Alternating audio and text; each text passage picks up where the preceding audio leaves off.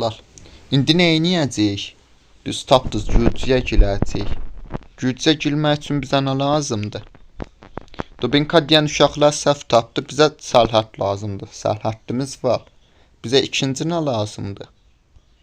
Dubinka deyən yoldaşlarım yenə səhv tapdı. Qoşun lazımdır. Baş qoşun üçün nə lazımdır? Yağlı Dubinka deyən yoldaşlarım yenə səhv tapdı. Bizə ekonomiya lazımdır.